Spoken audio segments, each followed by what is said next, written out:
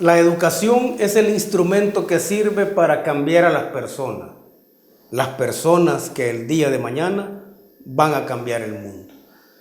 Noviembre es un mes muy especial para hablar de educación porque se dan una serie de sucesos que tienen que ver precisamente con el entorno educativo. Antes de eso quiero mandar un saludo muy especial a la población del municipio de Nejapa. La semana anterior, la Asamblea Legislativa de El Salvador decretó o formuló el decreto de que las bolas de fuego son patrimonio cultural de nuestro país. Esa es una muy buena noticia, eso es un hecho que debe fortalecer la identidad no solo de la población de Nejapa, sino que de la población en general de todo El Salvador. Significa que de alguna forma empezamos a darle el valor que merece todo el patrimonio cultural tangible e intangible que nosotros tenemos. Hablando un poco sobre temas educativos, quiero señalar dos datos que me parecen particularmente interesantes y tiene que ver con la nota de la PAES, ¿no?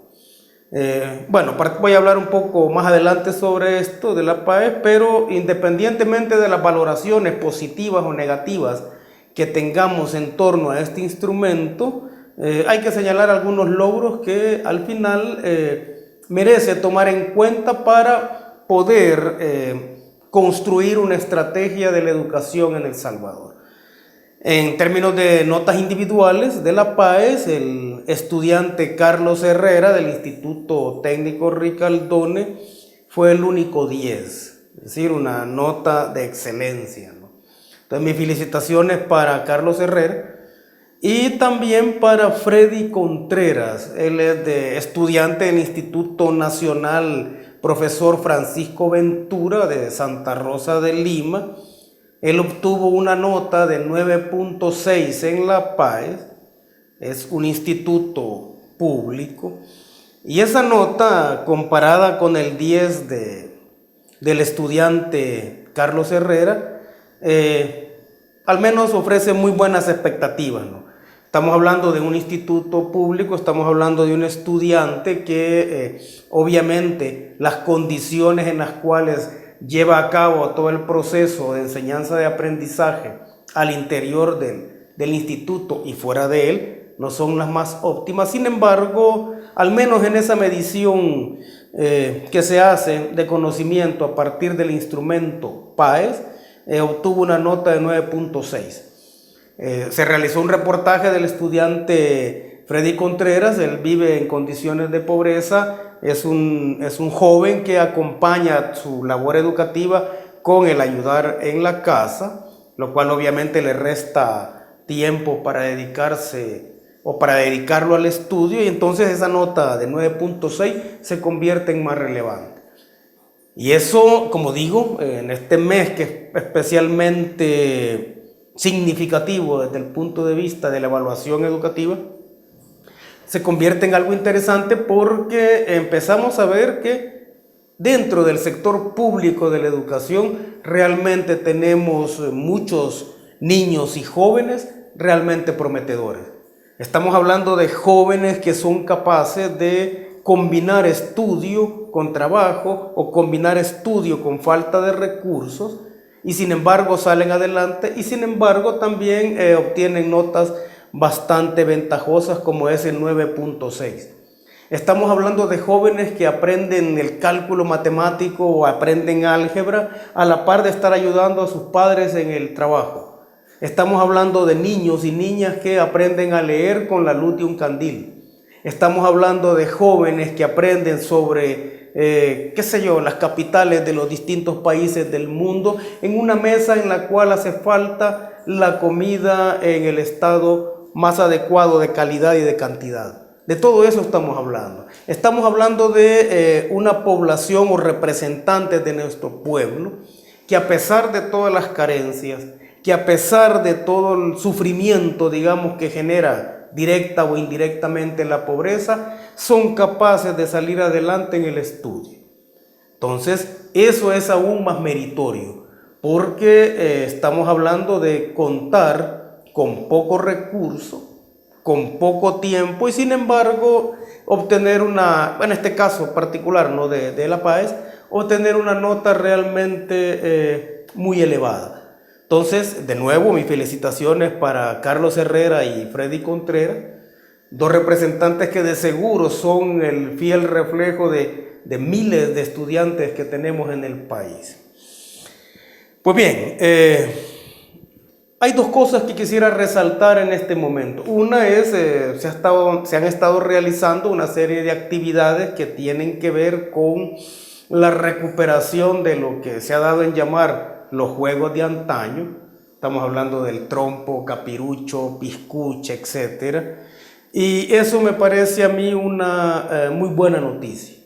En primer lugar, porque de alguna forma nos aparta de toda la miseria que se genera casi siempre en el ámbito político, porque nos aparta de estar solo pendientes de los hechos más lamentables de nuestro país y nos lleva a un campo muy especial, porque es un campo de construcción de la identidad, en este caso, de la identidad del salvadoreño. Juegos como el capirucho, el trompo, las piscuchas, las chibolas, etc., realmente tienen una importancia cultural que no hay que olvidar. No solo se trata de una recuperación o de un esfuerzo de memoria histórica por tener más a la mano o que nuestras nuevas generaciones conozcan la forma en cómo nosotros, los que hoy somos adultos, jugábamos, sino que se trata también de un proceso de socialización que vale la pena recuperar.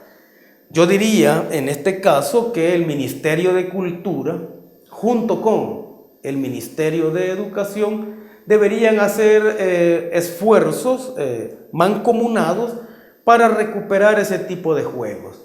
Estamos hablando de que con ello se produce lo que se conoce como enculturación, es decir, el traspaso de todo lo que son los valores, las creencias, los ideales de las generaciones más viejas hacia las más jóvenes. Y en ese proceso lo importante es no solo el traspaso, como digo, de los valores, sino que también hay un acercamiento de piel entre distintas generaciones que de alguna forma podrían llevarnos a construir una agenda común de país más allá de las edades. Estamos hablando de un proceso a partir del cual las personas en El Salvador van recuperando su identidad. Lo importante de jugar trompo, por ejemplo, es el hecho de que lo hacemos con nuestros amigos y lo hacemos a la par. Y debemos contar con los espacios adecuados para hacerlo. Lo importante de encumbrar piscuchas es el hecho de que lo hacemos con nuestros amigos, que eso nos genera ciertas habilidades motrices y que de alguna forma, si queremos usar una metáfora, eso nos ayuda también a aprender cómo se deben elevar los sueños.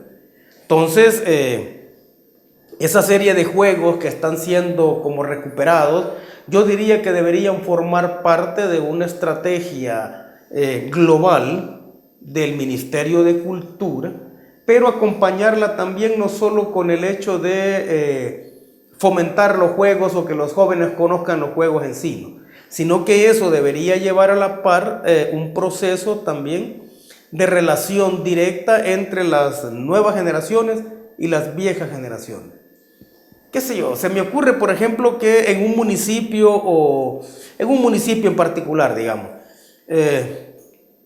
las autoridades del lugar se acerquen a las personas de mayor edad o a las personas con mayor liderazgo que sean de mayor edad y que con ellos puedan montar especies de conversatorios con los jóvenes.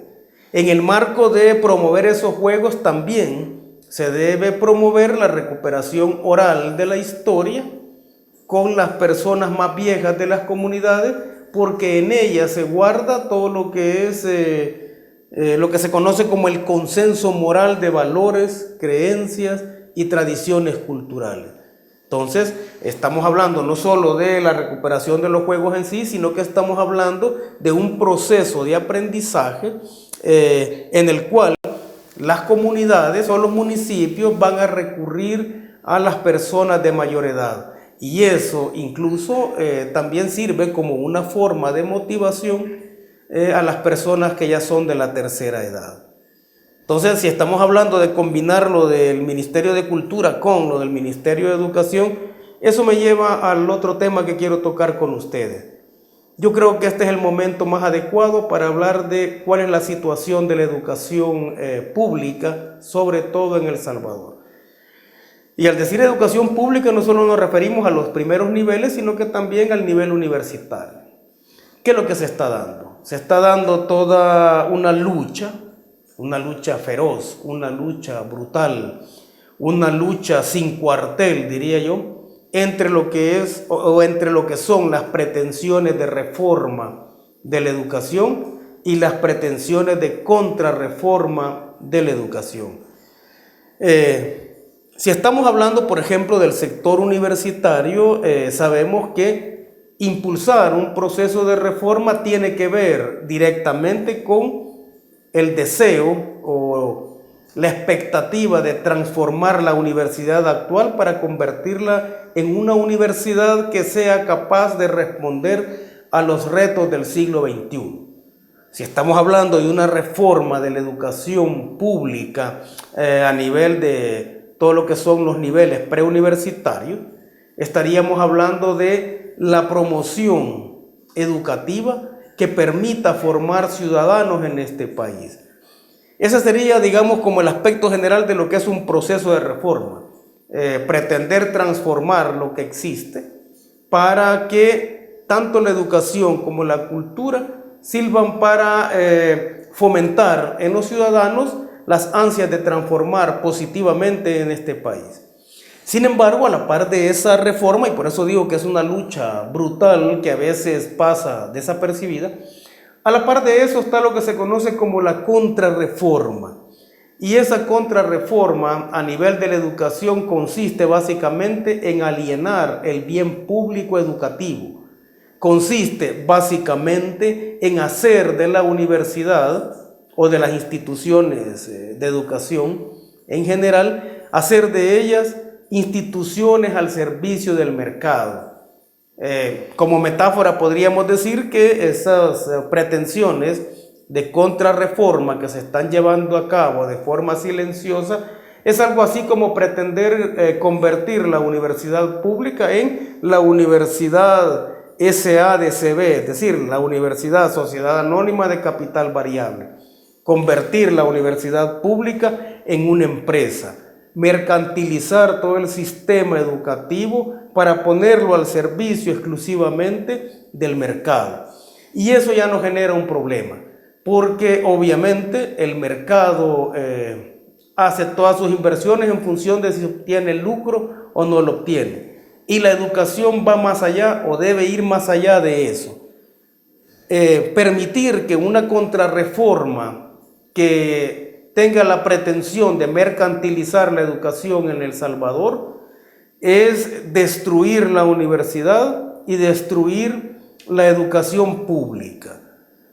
Hay vastos ejemplos en muchos países, los países que tienen los niveles o los modelos educativos más desarrollados, de que es precisamente la educación pública la que permite que los países se desarrollen. Los países, repito, con los mejores modelos educativos tienen por lo menos un 90% del sistema educativo de carácter público. Ahora, el problema con esta contrarreforma silenciosa que se está llevando a cabo, y voy a hablar específicamente de lo que más conozco, que es la universidad, el problema es que se quiere convertir el conocimiento en una mercancía más. Se habla mucho de la sociedad del conocimiento, pero no se habla nada de la sociedad del desconocimiento.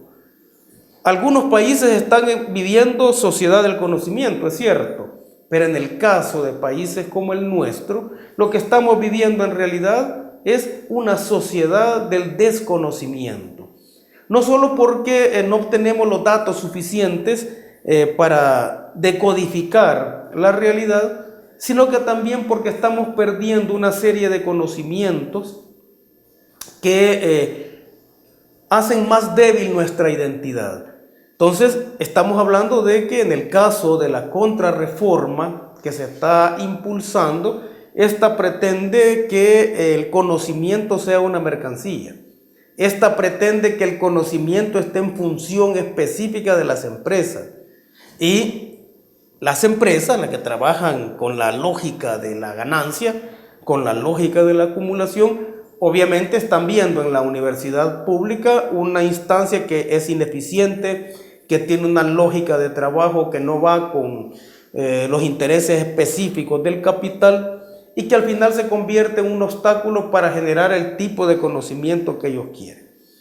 Estamos hablando entonces de que si se pretende convertir la universidad pública en una empresa, de lo que se trata es de invertir nada más en aquellos rubros que interesan y en descalificar todo lo que tenga que ver con el conocimiento con compromiso social o con el conocimiento en función de lograr mejores niveles de desarrollo para la población en general.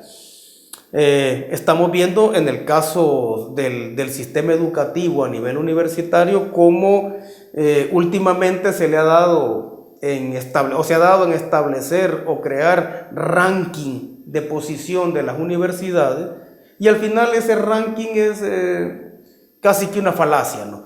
Porque se toman una serie de criterios o de indicadores que son bastante arbitrarios y porque también ponen la forma sobre el contenido. Lo que estamos viendo, y esto no solo, aquí sí ya lo digo en términos generales, no solo tiene que ver con el nivel universitario, sino que con el nivel preuniversitario, es que cada vez más los profesores se están convirtiendo en instrumentos de los instrumentos que hasta antes de eso eran dueños. Estamos hablando de que se está fomentando toda una cultura de llenar formularios, encuestas, protocolos, etc.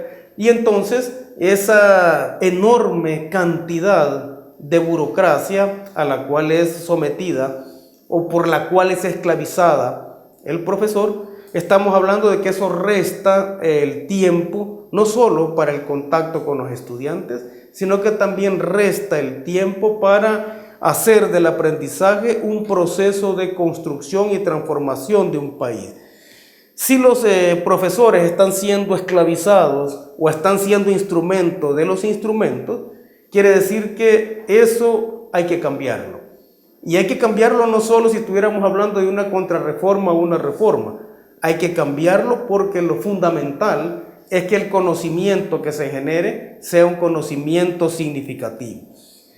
Otro aspecto que hay que valorar en ese proceso de convertir la universidad o la educación en general en una empresa privada es el hecho de que esto se logra también cuando se vuelven cada vez más precarios los salarios de los profesores. Y acá decir no solo los salarios de los profesores, sino que también las pensiones de los profesores. ¿De qué estamos hablando? Estamos hablando de que en la medida que el salario de los profesores sea bajo, en esa medida pierde prestigio también el conocimiento social y la acción educativa y cultural que estos llevan a cabo. Estamos hablando de que en la medida en que las pensiones de los profesores en particular sean pensiones miserables, estamos hablando que eso desprestigia también el conocimiento social que ellos generaron y todo el proceso de enseñanza y aprendizaje por el cual ellos atravesaron. Obviamente eso de bajar los salarios es una estrategia muy específica de la empresa privada, pero si estamos hablando de que la apuesta del gobierno de Nayib Bukele es la transformación de este país, entonces esa apuesta debe partir de la educación y la cultura. Y eso se logra en primer lugar no solo mejorando la infraestructura, sino que se logra también mejorando significativamente los salarios de los profesores y las pensiones de los profesores. O sea, hay que crear condiciones para una mejor educación si estamos pensando en que queremos crear las condiciones para un mejor país. Yo debería creer en este momento, estoy convencido en este momento de que la apuesta del nuevo gobierno tiene que ser una apuesta que vaya por el lado de la educación y vaya por el lado de la cultura a la par de todo lo que es la inversión en infraestructura. Porque eso de invertir en educación y cultura, al generar identidad, va a generar también un sentimiento de apoyo a cualquier tipo de transformación que se quiera realizar en este país.